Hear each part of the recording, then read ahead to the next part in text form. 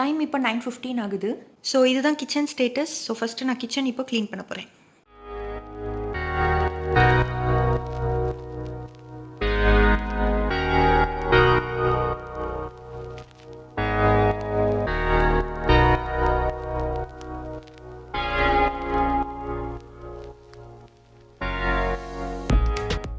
So kitchen towels எல்லாம் நான் கொஞ்சம் பவுடர் போட்டு ஊற வச்சுருக்கேன். ஸோ இப்போ இதை வந்து வாஷிங் மிஷினில் லோட் பண்ணி எடுக்க போகிறேன்.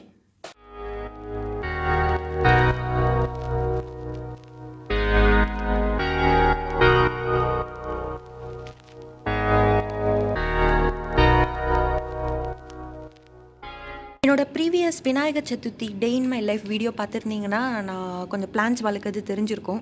ஸோ இப்போ நியர்லி 2 வீக்ஸ் ஆகுது. ஸோ துளசிலாம் இவ்வளோ தூரம் வளர்ந்துருச்சு. சாமந்தி மாதிரி இருக்கிற பூ, எக்ஸாக்ட் நேம் எனக்கு தெரியல. அதுக்கப்புறம் ஸ்பினாச் வந்து கம்மியாக தான் வளர்ந்துருக்கு.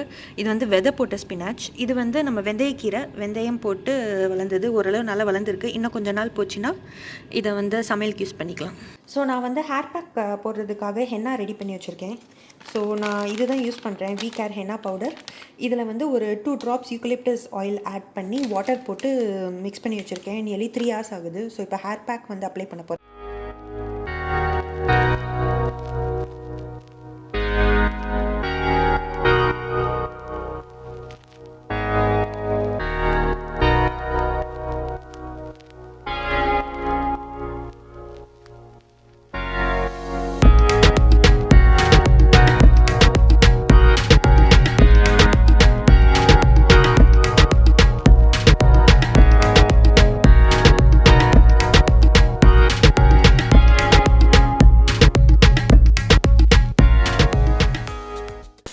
ஸோ ஹென்னா அப்ளை பண்ணிட்டேன். எப்போவுமே வந்து ஹென்னா அப்ளை பண்ணும்போது ஒரு ரஃப் டிஷர்ட் தான் யூஸ் பண்ணுவேன். ஸோ என்னோட ஒயிட் கலரில் இருக்குது அப்படின்னு பார்க்குறீங்க. ஸோ இது ரஃப் டிஷர்ட் தான். ஸோ எனக்கு கரை ஆனாலும் ஒன்றும் பிரச்சனை இல்லை. ஸோ ஹென்னா அப்ளை பண்ணதுக்கப்புறம் நான் எப்போவுமே வந்து ஒரு ஷவர் கேப் யூஸ் பண்ணிப்பேன். ஷவர் கேப் எதுக்கு அப்படின்னா, நீங்கள் ஷவர் கேப் போட்டால் உள்ளே இருக்கிற ஹென்னா வந்து ரொம்ப நேரம் வந்து மாய்ஸ்டாக இருக்கும். ஸோ அப்போ வந்து கலர் அதிகமாக முடியில் படுறதுக்கு அதிகமான வாய்ப்பு உண்டு. அண்ட் யூக்கலிப்டஸ் ஆயில் நான் எதுக்கு ஆட் பண்ணேன் அப்படின்னா, ஏதாவது சளி பிடிச்சிக்காமல் இருக்கிறதுக்காக யூக்கலிப்டஸ் ஆயில் 2 drops ஆட் பண்ணேன். ஸோ ஷவர் கேப் போட்டேன். ஒரு 1 hour இது ஊறட்டும். அதுக்கப்புறம் வந்து குளிச்சுடுவேன். ஸோ அதுக்குள்ளே மற்ற வேலையெல்லாம் இப்போ நான் பார்க்க போகிறேன். ஹென்னா பேக் வந்து 2-3 months ஒன்ஸ் யூஸ் பண்ணுவேன். ஸோ ஹென்னா பேக் போடுற அன்னைக்கு நான் ஷாம்பு போடாமல் தான் ஹேர் வாஷ் பண்ணுவேன். அன்றைக்கி நைட்டு படுக்கிறதுக்கு முன்னாடி லைட்டாக ஹேர் ஆயில் அப்ளை பண்ணிவிட்டு, கோகனட் ஆயில் அப்ளை பண்ணிவிட்டு, அதுக்கப்புறம் தலகாணி மேலே வந்து ஒரு பழைய துணி போட்டு படுத்துடுவேன். ஸோ தட் கரை வந்து தலகாணியில் படாமல் இருக்கிறதுக்காக. நெக்ஸ்ட் டே வந்து ஷாம்பு போட்டு ஹேர் வாஷ் பண்ணிவிடுவேன்.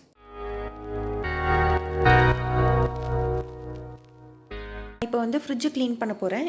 அதுக்கு முன்னாடி வந்து ஃப்ரிட்ஜ் ஸ்விட்ச் வந்து ஆஃப் பண்ணிடுறேன்.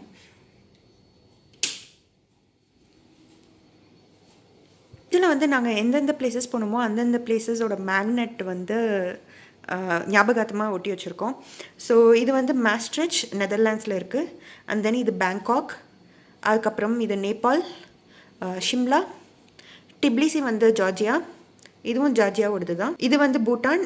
பூட்டானில் வந்து ஃபேமஸான டைகர்ஸ் நெஸ்ட். அண்ட் இதுவும் Bhutan, famous for dragon. And Mysore palace, இது வந்து துபாயில் வாங்கினது. அதுக்கப்புறம் இது வந்து பாலி. புயுக்கடா வந்து இஸ்தான்புல், டர்க்கி. அண்ட் தென் இதுவும் இஸ்தான்புல். இது வந்து Muktinath temple, Nepal. And Thailand, பட்டாயா போனப்போ. அதுக்கப்புறம் இது Qatar. And then Istanbul, Qatar. So ஃப்ரிட்ஜை க்ளீன் பண்ணுறதுக்கு முன்னாடி உள்ளே இருக்கிற ஐட்டம்ஸ் எல்லாத்தையும் நான் வெளியில் எடுத்துகிட்டு போகிறேன். அதுக்கப்புறம் தான் க்ளீனிங் ஸ்டார்ட் பண்ண போகிறேன்.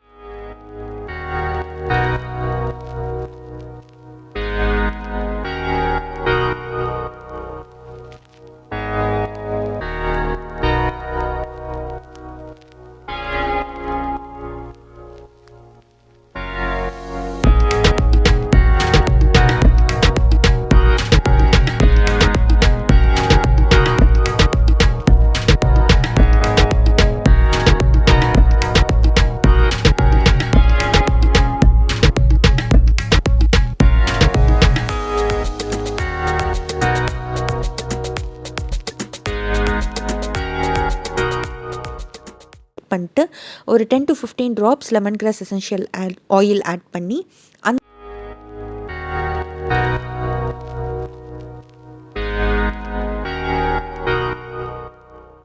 அங்கே தான் வந்து அதிகமான அழுக்கு ஃபார்ம் ஆகும். ஸோ நான் எப்போவுமே வந்து இந்த இடத்த க்ளீன் பண்ண மறக்கவே மாட்டேன்.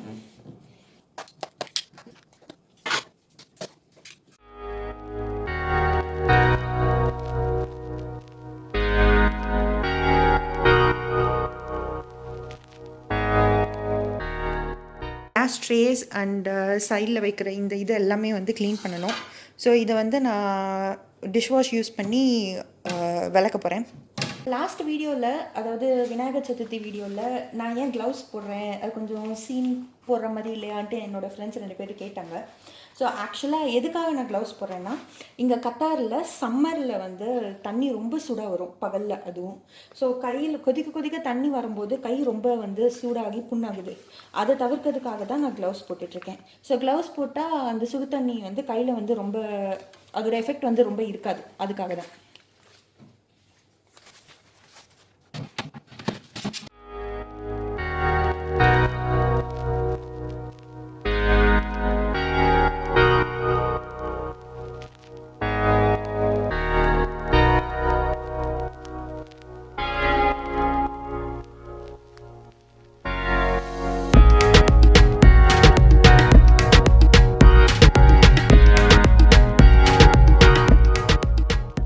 ஃபிட் பண்ணிட்டேன்.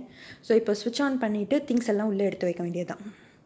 ஸோ ஃப்ரீசர் செக்ஷனில் வந்து சம் ஃப்ரோசன் க்ரீன் பீஸ், அதுக்கப்புறம் வந்து சம் எக்ஸ்ட்ரா சாசேஜஸ் இது வச்சுருவேன். அதுக்கப்புறம் வந்து ஒரு பாக்ஸில் வந்து கடலைப்பருப்பு, அதுக்கப்புறம் மொச்சை, சுண்டல், காணப்பயிறு, அந்த மாதிரி பருப்புலாம் வந்து எக்ஸ்ட்ரா பருப்பு எல்லாமே வந்து இதில் வச்சுருவேன். தேவையான அளவு மட்டும் தான் வெளியில் வச்சுருப்பேன். ஏன்னா சீக்கிரம் வண்டு விழுந்துடும். ஃப்ரீசரில் வச்சா வண்டு விழாது. அதனாலேயே நான் இதை வந்து ஃப்ரீசரில் வச்சுருவேன்.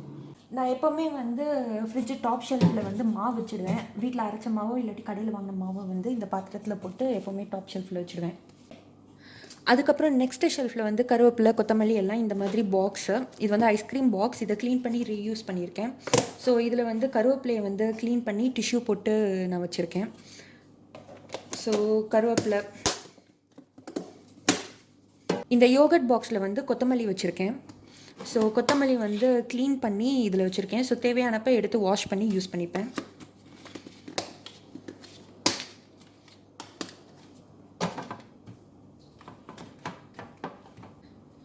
அதுக்கப்புறம் வந்து இந்த கிளாஸ் பவுலில் வந்து ஓப்பன் பண்ண கோகோனட்டை வந்து கட் பண்ணி போட்டு வச்சுருக்கேன். ஸோ கோகோனட்டை உடச்சி அப்படியே வச்சா சீக்கிரம் ட்ரை ஆகிடுது. ஸோ அதை கட் பண்ணி பாக்ஸில் போட்டு வச்சுருக்கேன். அதுக்கப்புறம் பச்சை மிளகா, அதுக்கப்புறம் புதினா, அது எல்லாமே வந்து க்ளீன் பண்ணி இந்த ஷெல்ஃபில் வச்சுடுவேன். ஸோ இப்போதைக்கு அது இல்லை. பச்சை மிளகா க்ளீன் பண்ணதுக்கப்புறம் இதில் வச்சுடுவேன். ஸோ மொத்தம் எனக்கு வந்து 3 ரோ இருக்குது. ஸோ 3வது கடைசி ரோவில் வந்து எப்போவுமே வந்து எக் வைப்பேன். எக் வந்து நான் பாக்ஸோடவே வந்து ஃப்ரிட்ஜில் வச்சுருவேன். அதுக்கப்புறம் வந்து இந்த மாதிரி புடலங்காய், அதுக்கப்புறம் சொரக்காய், அந்த மாதிரி பெரிய காய்கறிகள் வந்து இதில் கீழே வைக்க முடியாத காய்கறிகளை வந்து நான் இங்கே மேலே இங்கே வச்சுருவேன். நான் எப்போவுமே வந்து கவரோடு தான் வைப்பேன். ஸோ கீழே இருக்கிற வெஜிடபிள் இந்த பாக்ஸில் வந்து நான் வெஜிடபிள்ஸ் அண்ட் குக்கும்பர் இது எல்லாமே வந்து நான் ஜூஸ் போடுறதுக்காக யூஸ் பண்ணுவேன். ஸோ நான் வந்து இதை கவரோடவே வந்து வச்சுருவேன். லெமன் அண்ட் நெல்லிக்காவும் வந்து நான் ஜூஸில் போடுவேன். ஸோ என்னோடய ஹெல்த்தி ஜூஸ் ரெசிபி பார்க்கணுன்னா மேலே இங்கே கிளிக் பண்ணுங்கள், நான் லிங்க் அட்டாச் பண்ணுறேன். அதுக்கப்புறம் ரெட் கேபேஜ் அண்ட் பச்சை மிளகாய் இருக்குது. பட் பச்சை மிளகாய் வந்து க்ளீன் பண்ணிவிட்டு பாக்ஸில் போட்டு உள்ளே வைக்கணும். ஸோ டோரில் இருக்க ரேக்கில், லாஸ்ட் ரேக்கில் வந்து ketchup and then soy sauce, மைனேஸ், chilli sauce, அது எல்லாமே வந்து இங்கே வச்சுருவேன். இது வந்து ரோஸ் மில்க் எசன்ஸ். இது வந்து என்னோடய ஃபேமிலி ஃப்ரெண்ட் ஒருத்தவங்க வந்து இந்தியாவில் செஞ்சு வீட்டிலேருந்து இங்கே எடுத்துகிட்டு வந்திருந்தாங்க கத்தாருக்கு. ஸோ எங்களுக்கு கொஞ்சம் கொடுத்தாங்க. ஸோ இது இங்கே வச்சுருக்கேன். அண்ட் தென் இந்த நெக்ஸ்ட் ரேக்கில் வந்து லபான், அதுக்கப்புறம் வந்து மில்க்கு, அதுக்கப்புறம் வந்து ஒரு பாக்ஸில் இஞ்சி போட்டு நான் இங்கே வச்சுருவேன். ஸோ எப்போவுமே இந்த பாக்ஸில் வந்து இஞ்சி போட்டு வச்சுப்பேன். ஓப்பனில் தான் வச்சுப்பேன். க்ளோஸ் பண்ணி வச்சா சீக்கிரம் ஒரு மாதிரி தண்ணியாகி நல்லா இல்லை. ஸோ ஓப்பனில் வச்சா ஓரளவு நல்லா இருக்க மாதிரி இருக்குது. ஸோ இப்போதைக்கு நான் ஓப்பனில் தான் வச்சுருக்கேன். இந்த டாப் ரேக்கில் வந்து நான் வந்து பட்டர்,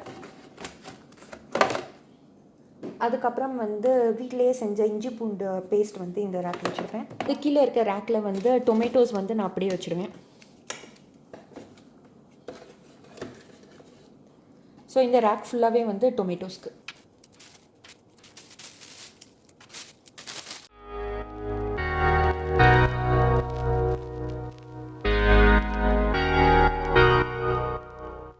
அதுக்கப்புறம் இதை வந்து வடிகட்டிட்டு க்ளீன் பண்ணி பாக்ஸில் எடுத்து வச்சிடலாம்.